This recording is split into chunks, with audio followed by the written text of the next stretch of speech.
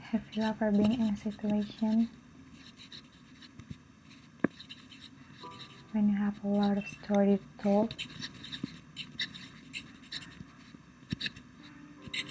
and you don't have a place to pour it up,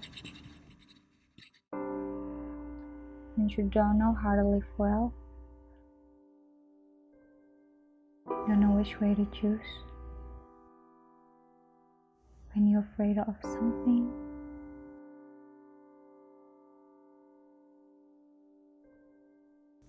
when you're afraid to sleep at night,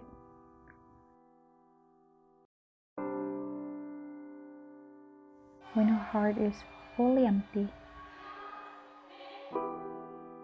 I have, like, always, every time.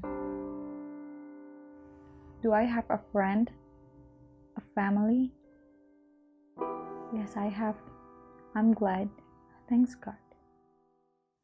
But I just don't know how to start. Do they care?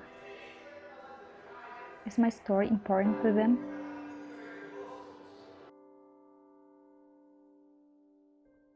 Do I look selfish because I will talk about myself?